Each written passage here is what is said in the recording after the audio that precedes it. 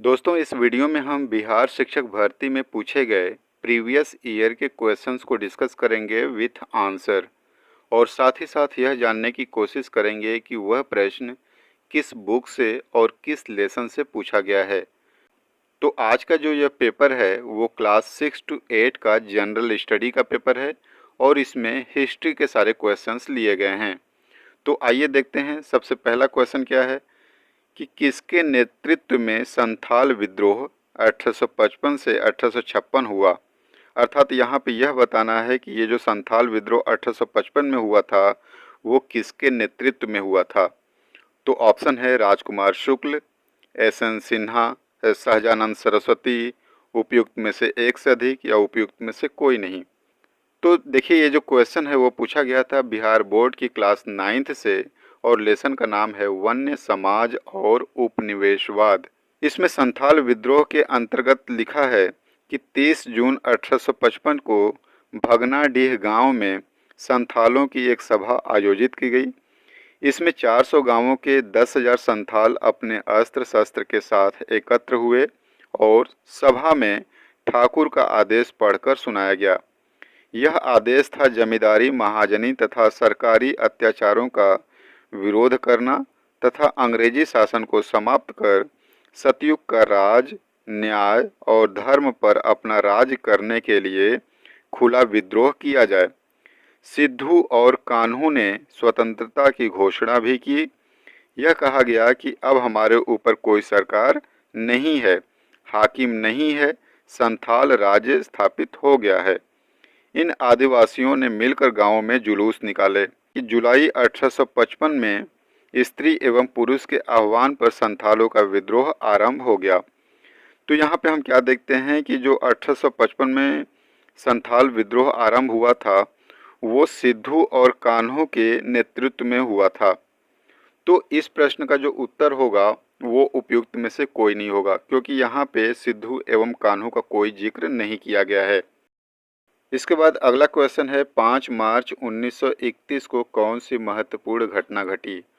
Option है ए Gandhi Irwin समझौता, B Gandhi का गोलमेज सम्मेलन में भाग लेना, सी कराची कांग्रेस, डी उपयुक्त में से एक से अधिक या ई उपयुक्त में से कोई नहीं। अब ये भी देखिए, जो क्वेश्चन पूछा गया है वो बिहार बोर्ड की क्लास 10th से पूछा गया है और लेसन का नाम है भारत में राष्ट्रवाद। इसमें गांधी इरविन पैक्ट जो पॉइंट है उसके अंतर्गत लिखा है, सविनय अवज्ञा आंदोलन की व्यापकता ने अंग्रेजी सरकार को समझौता करने के लिए बाध्य किया। सरकार को गांधी के साथ समझौता वार्ता करनी पड़ी, जिसे गांधी इरविन पैक्ट के नाम से जाना जाता है। इसे दिल्ली समझौता के नाम से भी जाना जाता है। यानी ये जो गांधी इरविन पैक्ट है उसे दिल्ली समझौता के नाम से भी जाना जाता है, जो 5 मार्च 1931 को गांधी जी एवं लॉर्ड इरविन के बीच संपन्न हुई। यानी 5 मार्च 1931 को कौन सी महत्वपूर्ण घटना घटी थी, तो गांधी इरविन समझौता हुआ था। ऑप्शन नंबर ए सही है। इसके बाद अगला क्वेश्चन है कि पूना समझौते पर हस्ताक्षर कब किए गए। यानी इसमें आपको ये बताना है कि पूना समझौता जो हुआ था उस पर हस्ताक्षर कब हुआ था। ऑप्शन ए 24 सितंबर 1932, बी 24 सितंबर 1930, सी 26 सितंबर 1930, डी उपयुक्त में से एक से अधिक या ई उपयुक्त में से कोई नहीं। अब ये जो पूना समझौता है उसका जिक्र किया गया है एनसीईआरटी क्लास 10th की बुक में, लेसन है भारत में राष्ट्रवाद। देखिए यहाँ पे लिखा है, डॉक्टर अंबेडकर ने 1930 में दलितों को दमित वर्ग एसोसिएशन में संगठित किया, अर्थात डिप्रेस्ड क्लासेज एसोसिएशन।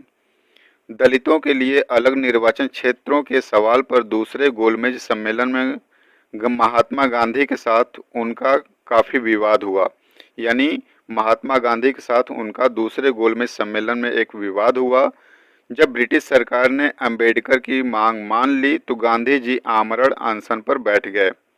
उनका मानना था, उनका मत था कि दलितों के लिए अलग निर्वाचन क्षेत्रों की व्यवस्था से समाज में उनके एकीकरण की प्रक्रिया धीमी पड़ जाएगी। आखिरकार अंबेडकर ने गांधी जी की राय मान ली और सितंबर 1932 में पूना पैक्ट पर हस्ताक्षर कर दिए। ये देखिए आपका सितंबर 1932 में पूना पैक्ट पर हस्ताक्षर हुआ था। अब इस क्वेश्चन में जो पूछा गया है कि पूना समझौते पर हस्ताक्षर कब किए गए हैं, तो वो सितंबर 1932 यहाँ पे दिया हुआ है। तो सितंबर में कब किया गया था, तो 24 सितंबर 1932 को किया गया था। इस प्रकार से ऑप्शन नंबर ए सही है। अगला क्वेश्चन है 1857 के विद्रोह में बिहार का नेतृत्व किसने किया? ए मीर बख्श, बी बाबू कुंवर सिंह, सी वीरभान सिंह, डी उपयुक्त में से एक से अधिक, या ई उपयुक्त में से कोई नहीं। अब ये जो क्वेश्चन है वो बिहार बोर्ड की क्लास 8 से पूछी गई है, कक्षा 8 से, और लेसन का नाम है अंग्रेजी शासन के खिलाफ संघर्ष 1857 का विद्रोह। इसमें एक पॉइंट है 1857 का विद्रोह और बिहार। देखिए यहाँ पे क्या लिखा है कि आप बाबू कुंवर सिंह के नाम से ज़रूर परिचित होंगे। उनके जन्मदिन पर आपके विद्यालय में छुट्टी भी रहती है। अपने राज्य बिहार के आसपास के इलाके में 1857 में हुए विद्रोह के वे प्रमुख नेता थे। यानी 1857 में जो विद्रोह हुआ था वहाँ पे बिहार के जो आसपास के इलाके थे वहाँ के ये प्रमुख रूप से नेता थे, इसलिए आज तक हम उनको याद करते हैं। कुंवर सिंह आरा के पास स्थित जगदीशपुर के जमींदार थे। तो ये कहाँ के जमींदार थे? तो जगदीशपुर के जमींदार थे, लेकिन उनकी जमींदारी अंग्रेजों ने छीन ली।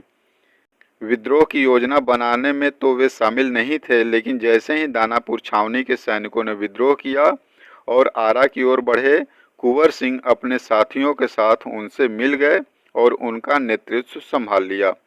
यानी इस प्रकार से हम देखते हैं कि 1857 के विद्रोह में बिहार का नेतृत्व किसने किया था? तो बाबू कुंवर सिंह ने किया था। इस प्रश्न का आंसर हो जाएगा बी बाबू कुंवर सिंह।